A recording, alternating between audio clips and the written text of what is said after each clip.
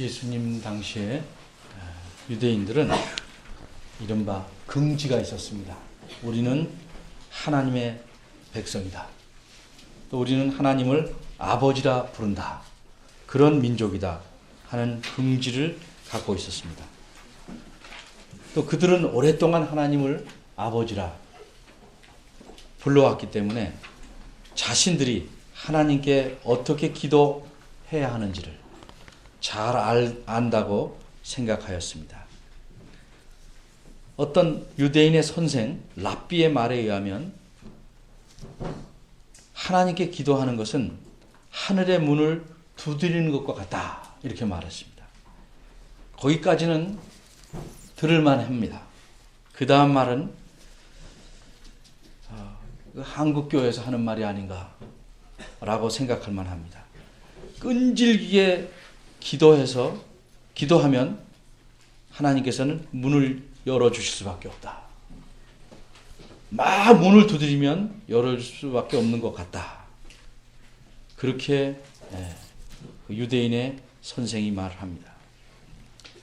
근데 오늘 주기도문이 나온 앞에 문맥부터 쭉 보면 그 당시 유대인들이 잘못 생각했던 것들, 하나님 말씀을 오해한 것들을 고쳐주고 계십니다. 바로 그 앞에도 구제에 대해서 말씀했고, 또 6장 5절부터는 기도에 대해서 잘못된 것을 고쳐주고 계십니다. 과연 우리가 마구잡이로 밀어붙이기식으로 기도하면 될 것인가? 누가 이기는가? 안 들어주고 과연 배기시는가? 하는 식으로 기도하려는 자세는 금하신 것을 우리가 알 수 있습니다. 그렇게 기도하는 것은 죄를 범하는 것입니다. 근데 이런 기도에 대한 잘못된 사고방식은 일반적으로 우리나라 교회에도 가득 차 있기 때문에 우리가 이 기도에 대해서 가르쳐 주신 내용과 방법을 우리는 잘 들어야 할 것입니다.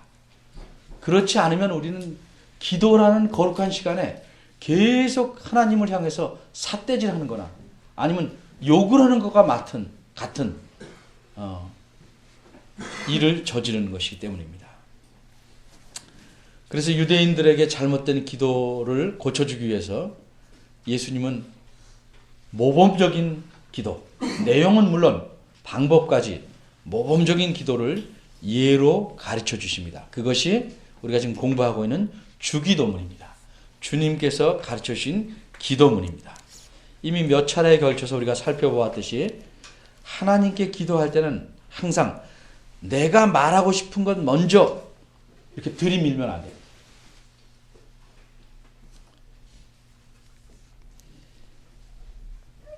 다른 종교에서는 얼마든지 가능하지만 하나님 앞에서는 절대 그렇게 하면 안 돼요. 그런데도 우리는 어떻게 기도하는지를 몰라서 무조건 들이댑니다.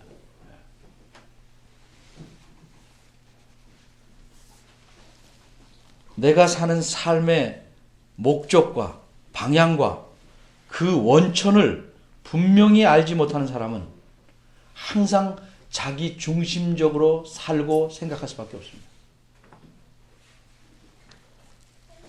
근데 내 삶의 목적과 방향과 그 근원이 하나님에게 있다를 잘 아는 사람은 모든 것을 하나님의 중심적으로 하려고 합니다. 기도도 마찬가지입니다. 따라서 기도할 때도 나 필요한 것이니까 달라는 식으로 밀어붙이는 것은 적어도 여러분이 그렇게 해서 기도에 만족을 얻을 수 있고 혹 응답이라고 보이는 것을 받을 수는 있을지 모르지만 하나님이 기뻐하시는 기도는 아니요, 주님께서 가르쳐 주신 기도도 아니고 성경적인 기도는 결코 아닙니다.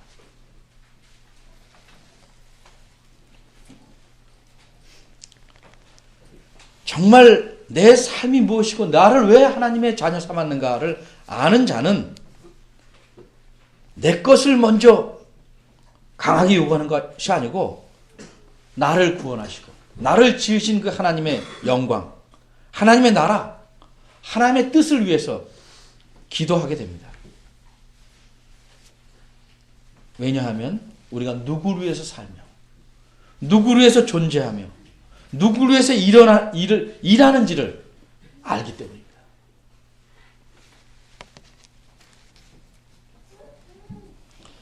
예수님을 모르는 대부분의 부모들도 자식이 배고프면 자기가 더 배고파도 먼저 먹겠다 하지 않습니다. 왜 사는지를 알기 때문입니다.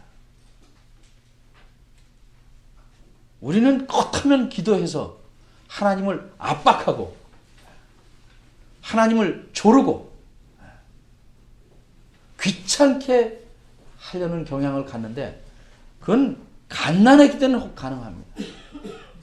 제대로 생각하는 사람이 되면 절대 그렇게 해서는 안 됩니다.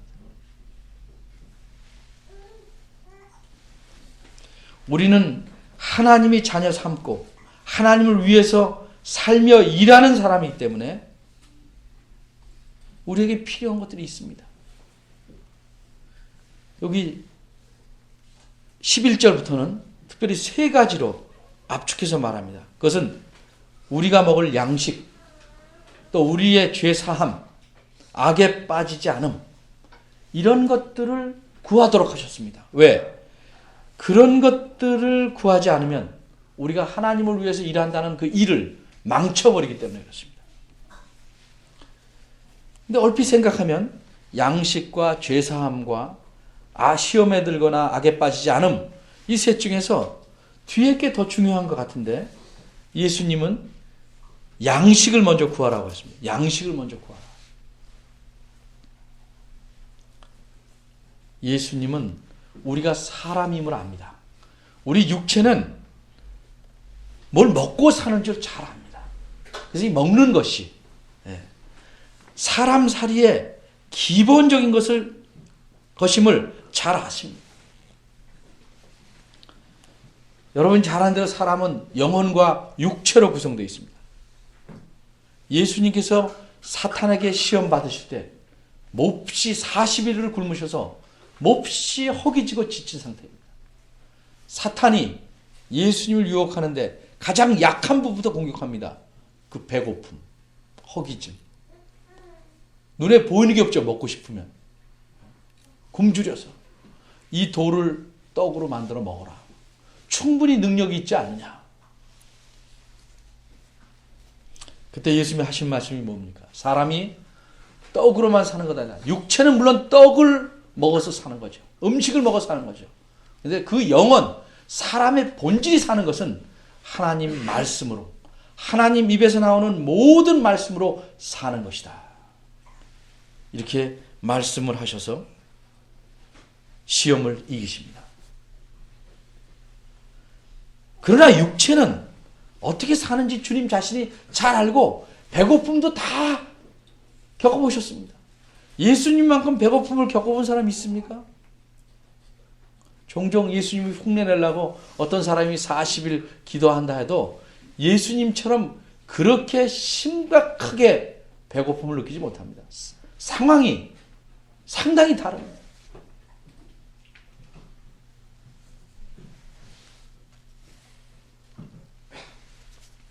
(11절) 말씀 우리 좀 아주 본격적으로 생각을 해보겠습니다. 11절에 보면 우리에게 주옵소서 이렇게 말합니다. 오늘날 우리에게 일용할 양식을 주옵소서. 우리에게 주옵소서. 이거부터 생각합니다. 이 달라는 말을, 달라는 기도를 누구에게 하는 것인가? 당연히 잘 알지만 그렇게 기도할 때 종종 무심코 지나가는 것들을 우리가 생각해 봐야 됩니다. 이 기도는 하나님께 하는 것입니다. 8절에 보면 하나님 너희 아버지라고 묘사합니다. 너희 아버지, 하나님의 자녀된 우리들의 아버지에게 구하는 것입니다. 왜 그 하나님께 일용할 양식을 달라고 하는가? 우리가 버는 거 아닌가? 우리 아빠 엄마가 열심히 일해서 가져오는 거 아닌가?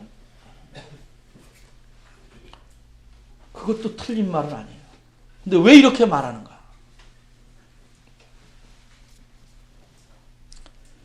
어린이들한테 어린이들 위해서 깜짝 예를 들면 집안에 있는 거 다 부모님 거죠.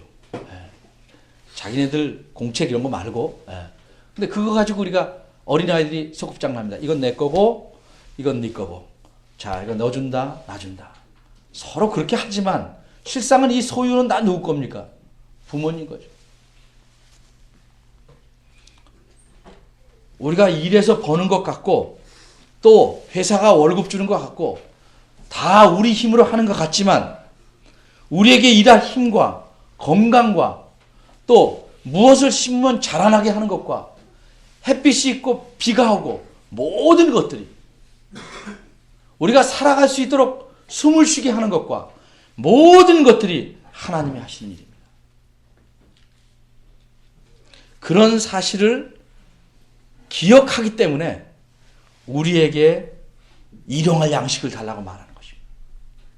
궁극적으로는 하나님이 주시지 않으면 가져올 수 없습니다. 다윗은 시편 24편에서 이렇게 말합니다. 땅과 거기 충만한 것과 그 중에 거하는 자가 다 무엇이든지 살아있는 모든 것은 다 여호와의 것이다. 생명도 우리가 가진 건강도 힘도 다 여호와의 것이다.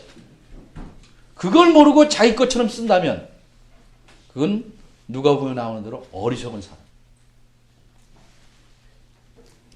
근데 하나님께서 우리에게 이런 걸 주시는 방법이 생산을 통해서 또 서로 나눔을 통해서 갖게 하십니다. 이렇게 하나님께서 주시는 방법에 따라서 어떤 사람은 일해서 이쪽에서 받고 어떤 사람은 일해서 이쪽에서 받고 이렇게 받게 되는 것입니다. 부지런히 일하게 하고 자기가 가진 바를 나누게 하심으로써 모든 사람들에게 일용할 양식을 주시는 것입니다. 그러니까 그분이 주인이고 우리는 그분의 재산을 맡아서 관리하는 청직입니다. 우리가 왜 나누는 게 필요하냐면 어린아이들이 돈을 벌 수 없으니까 부모가 자기가 번 것으로 나눠주는 거죠. 나눠주는 거죠.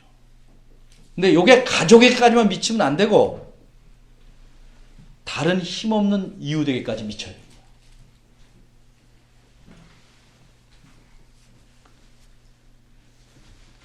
주시되 나에게만이 아니고 우리에게 주옵소서. 우리에게. 주기도문은 전부 우리에게.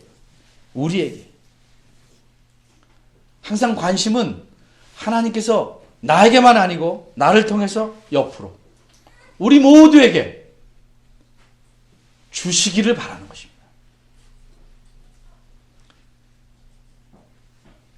그러니까 물질이 많은 사람은 더 베풀 책임이 있는 것입니다.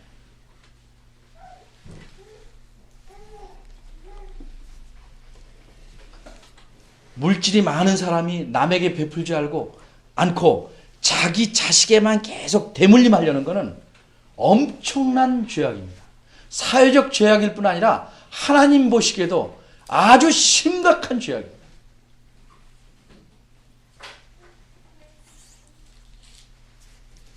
갈라디아 6장 10절에 보면 기회 있는 대로 모든 이에게 착한 일을 하되 더욱 믿음의 가정들에게 할지니라. 하나님을 아버지로 모셔서 함께 이 주기도문을 하는 이 우리들 믿음의 가정들에게 더욱 할 필요가 있어요. 서로 친한 사람끼리 선물도 나눌 수 있지만 다소 힘든 분들에게 더 많이 가는 것이 정상입니다.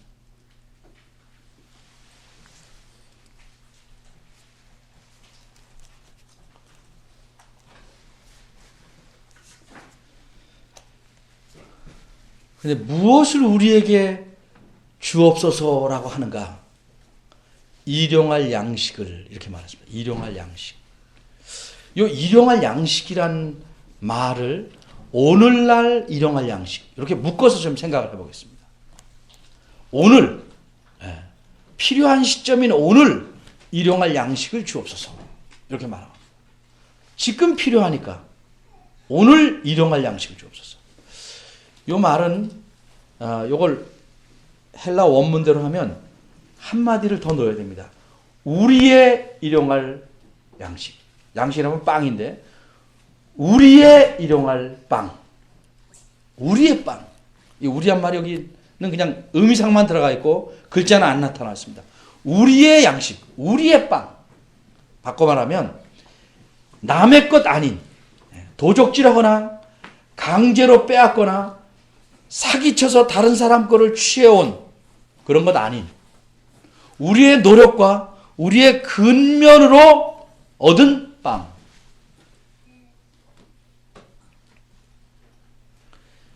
오늘날 사회 구조는 합법적으로 도적질하게 돼 있어요.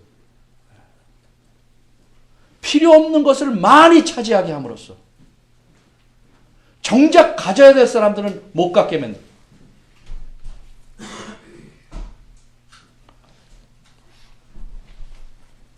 신발 있으면 동시에 10켤레 신는 거 아닌데도 사재기 하듯 다 긁어 모아서 다른 사람은 맨발로 다니게 한단 말이죠.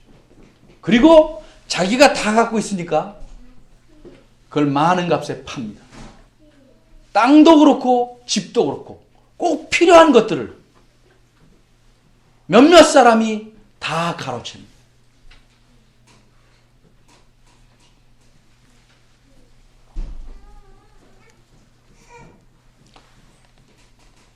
제가 정확하게 통계의 수치는 기억 못하지만 이 지구상의 90% 이상 되는 모든 부가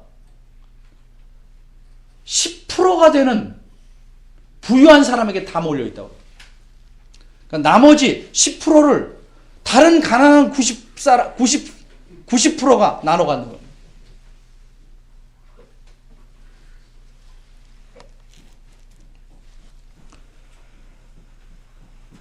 남이 가져가라고 내 것도 내놔야 될 판에 모든 걸 쓸어옵니다. 그리고 그런 사람을 똑똑한 사람, 성공한 사람으로 지켜세웁니다. 교회도 그럽니다. 꼭 필요한 게 아니고 버스를 사서 온 시내를 다 돌아다녀요. 가까운 교회 나갈 사람까지 다 데리고 옵니다. 할인마트 큰 게 쓰면 조그만 가게들이 다 죽듯이 그런 현상을 만들어요.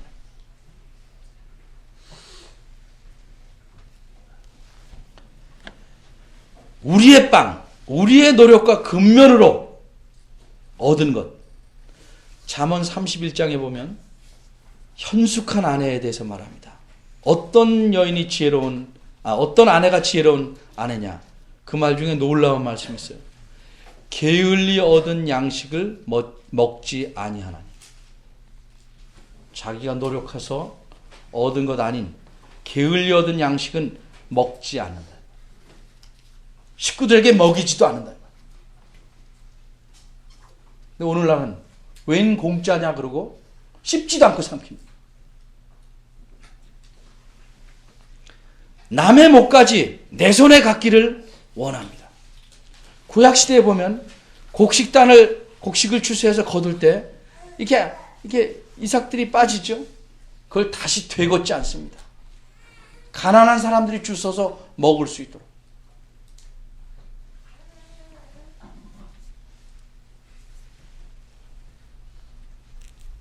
그리스도인들이 아닌 사람이 그렇게 사는 것은 어쩔 수 없다 할지라도 그리스도인들도 세상 사람과 똑같이 세속에 물들어서 그렇게 살아간다면 그것이 과연 하나님을 의지하고 사는 사람인가 아니면 돈을 믿고 사는 사람인가 거기서 차이가 나는 것입니다. 우리의 빵. 두 번째 말이 일용할 빵입니다. 일용할 빵. 일용할에 해당되는 헬라 말이 아주 드문 말입니다. 굉장히 드문 말이라 학자들 간에 정확한 뜻이 무엇이냐는 의견 일치가 안 돼요. 그런데도 신기하게 이 문맥에서 무슨 뜻이냐는 또 다 일치합니다. 그럼 정확한 뜻은 크게 셋으로 나누는데 일용하는 말이 생존에 필요한, 두 번째는 오늘을 위한, 세 번째는 내일을 위한. 정확한 뜻이 셋 중에 어떤 것인지는 꼭 찝을 수 없어요. 근데 어떤 것으로 생각해도 의미는 같아요. 꼭 필요한 것. 먼 미래가 아니고 가까운 미래. 사람이 사는데 꼭 필요한 것. 이렇게는 다 합의합니다. 꼭 필요한, 우리에게 꼭 필요한 빵. 왜 포도주, 부패, 뭐 이렇게 크게 음식을 얘기하지 않고 빵이라고 했을까? 어떤 진미나 진미, 아주 진수성찬 같은 맛있는 음식, 이런 거기 나오는 부유함하고 빵, 아주 검소한 표현을 쓰고, 사람이 살아가는데 아주 기본적인 것. 근데 빵이라고 대표할 때 옛날 사회는 옷은 그냥 간단히 입잖아요. 뭐 하나 둘러엎으면 되니까. 집들도 허름하죠. 근데 빵은 꼭 있어야 돼요. 그러니까 필요한 모든 것의 핵심으로 말하는 겁니다. 요새로 말하면 필요한 의식주, 이렇게 말할 수 있겠죠. 우리들이 하나님을 위해서 일하고 살아가는데 필요한 아주 핵심적인 것들.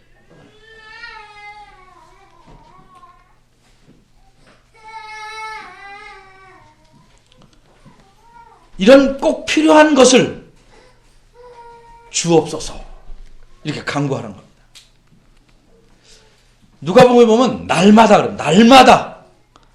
날마다. 여기는 오늘날. 그러니까 한꺼번에 기도해서 몇 년치를 타는 게 아니고 매일매일 하나님께 의존해서 살 것을 가르치는 겁니다. 매일매일 하나님 의존해서 전적으로 그분을 믿고 의지해서 살아가는 법을 배우게 하는 거예요. 그러니까 우리가 기도할 때 항상 하나님을 위해서 일하고 살아가는데 이것이 꼭 필요한가? 아니면 구하지 말아요.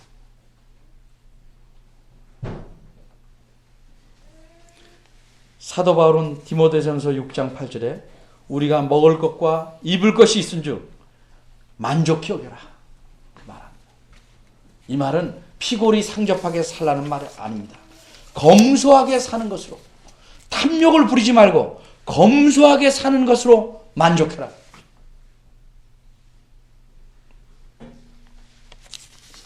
우리나라 부자들하고 일반적으로 외국 부자들하고 상당히 사는 방식이 다르다고 합니다.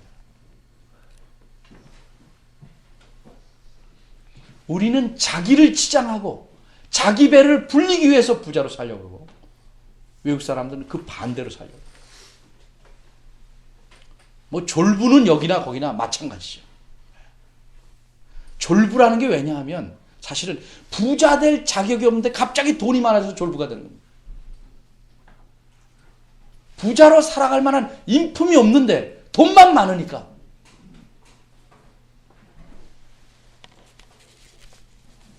날마다 우리에게 필요한 것을 구하라. 이것을 옛날부터 가르쳐 주셨어요. 여러분이 잘 아는 출애굽기 16장, 하나님께서 자기 백성 이스라엘에게 만나를 주시죠. 만나. 하늘에서 이슬과 함께 내려오는 만나를 주시는데 그거를 매일 쓸 것을 필요한 만큼 날마다 걷어오게 하십니다. 그릇도 있는데 며칠째 함께 걷어왔다가 나가지 않고 날마다 걷게 하십니다. 날마다. 그리고 내 말을 듣나 안 듣나를 보려 하신다. 하나님을 의지해서 사느냐를 보려 하시는 거예요. 그래서 날마다 정하는데 요새처럼 정확하게 재는 그릇은 없잖아요. 그러니까 적당히 생각해서 이만큼이다 하고 갖고 와요. 한 오매를. 근데 집에 와서 보면 적게 거드나 많이 거드나 부족함 없이 각기 식량대로 거두었다. 이렇게 말해요. 16장 17절 18절에. 그런데 꼭 이런 사람이 있죠. 더 많이 걷어오는 사람. 내일 안 말라.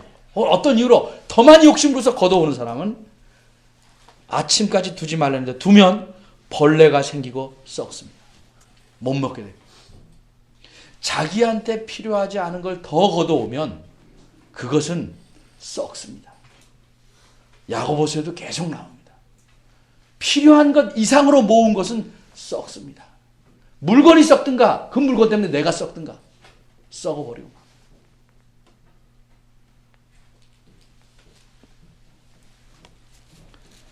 그런데 신기한 일이 생깁니다.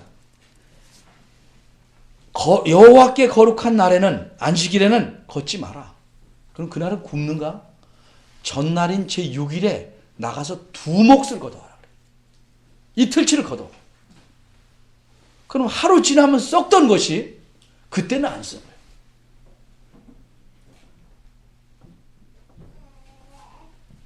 우리가 여기서 많은 원리를 배우는 겁니다. 하나님 말씀대로 살아가는 것이 정말 바로 사는 것이고 풍요롭게 사는 것이고 그리고 재밌게 사는 거예요. 신기하게 사는 겁니다.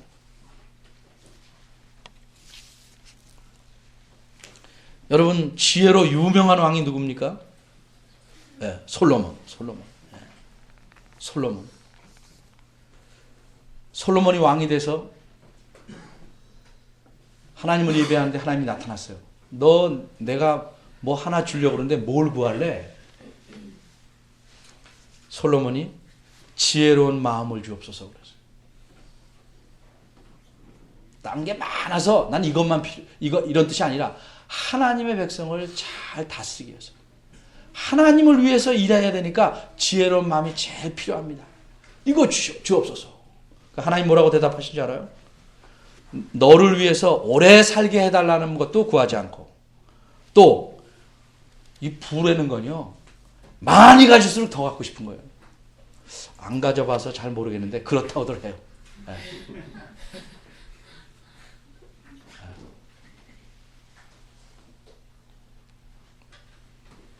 그 부유함도 바라지 않고, 또 이왕 구하려는데 날 아주 몹쓸게 굽고 내 원수가 저는 죽었으면 좋겠다, 이런 것도 바라지 않았다.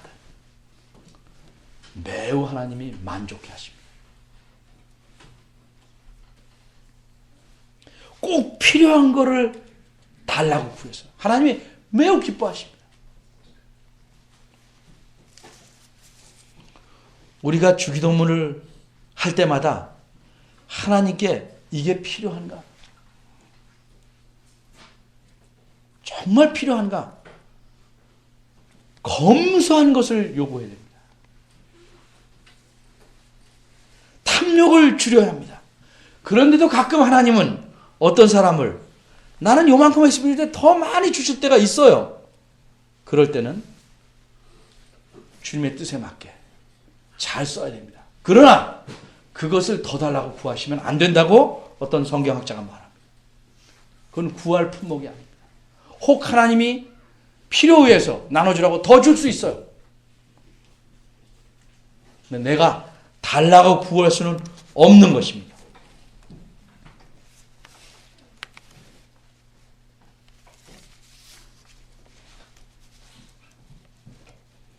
날마다 우리가 기도해서 어때? 그 구하는 것이 옳지 않다 하면 멈춰야 됩니다. 이런 식으로 기도하는 사람 참 많이 듣기도 하고 보기도 했어요. 부자 한번 팍 되게 해주세요. 그럼 내가 주님께 다 바치겠나이다. 그렇게 안 하죠. 저같이 미련한 사람도 절대 그렇게 안 하죠. 너부터 바쳐라. 빈털털이 너부터 바쳐라. 자신은 안 드리고 하나님이 원하는 건 자신을 드리는 거예요. 자신을. 하나님 위해서 사는 것. 그렇게 살기 위해서 필요한 것을 구하려는 건데, 이 사람은 자기의 부를 갖고 그거를 하나님께 드리겠다. 하나님 뭐가 아쉬워요? 온 세상이 자기의 것이다.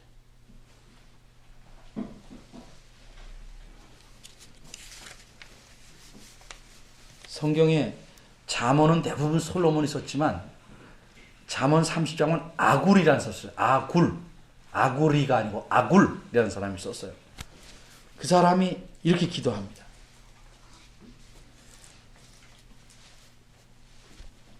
허탄과 거짓말을 내게서 멀리하옵시며 나로 가난하게도 마옵시고 부하게도 마옵시고 오직 필요한 양식으로 내게 먹이시옵소서. 왜 이렇게 기도하냐면 혹 내가 배가 불러서 여호와를 하나님을 모른다. 여호와가 누구냐 할까 두려워하며 혹 내가 가난하여 도적질하고 내 하나님의 이름을 욕되게 할까 두려워함이니이다. 여러분 이렇게 예를 하나 들면 기겁을 할지 모르겠어요. 자녀들이 너무 공부 잘해서 교만해질까 봐 너무 잘도 말고 너무 못해서 손가락질 받지 않게 적당한 정도로 공부하게 해 주옵소서. 그렇게 기도하는 부분은 별로 없더라고요. 그렇게 기도해야 됩니다. 이 녀석은 너무 잘하면 기고만장해서 공부에 미쳐서 하나님도 모를 거다. 그럼 공부 좀 못하는 게 좋아.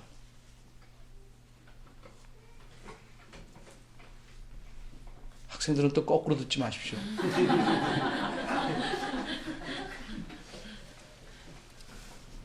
정말 필요한 게 뭐냐? 우리가 하나님께 기도할 때마다 정말 필요한 것. 매일매일 얻어 쓰는 심정으로 하나님께 구하라. 이게 예수님께서 지금 11절에서 가르친 기도의 정신입니다. 하나님, 우리 아버지 하나님은 자기 자녀인 우리들에게 날마다 필요한 것을 주시기 원해요. 필요한 것이면 반드시 주십니다.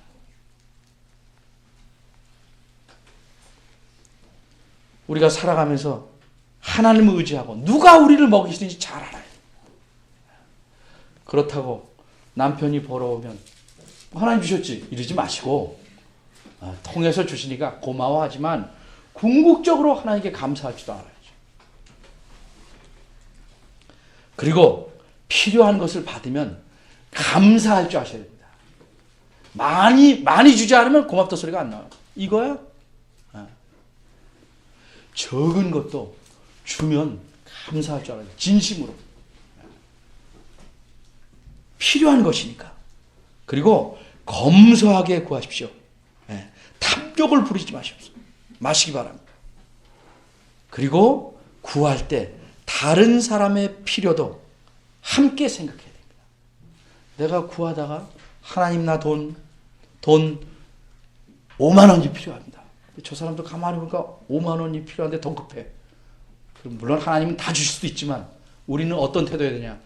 저 사람 다음에 줘 주십시오. 이런 기도를 우리가 해야 됩니다. 우리는 저 사람도 급한 줄 알지만 하나님 제가 더 급해요. 그건 하나님이 판단하시는 겁니다.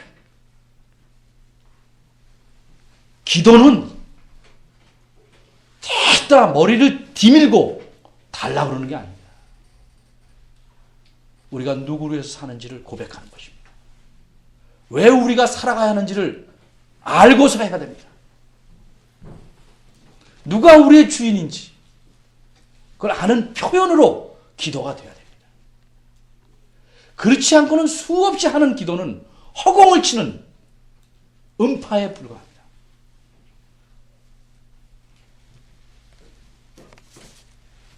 오늘날 우리에게 일용할 양식을 주옵시고 늘 이 말씀을 기억하고 하나님께 날마다 필요한 것을 달라고 바르게 기도할 줄 아는 하나님의 자녀들 되시길 바랍니다. 기도하겠습니다. 예수님께서 우리들에게 무엇을 구해야 할지, 누구에게 어떻게 구해야 할지를 이 주기도문을 통해서 가르쳐 주셨습니다.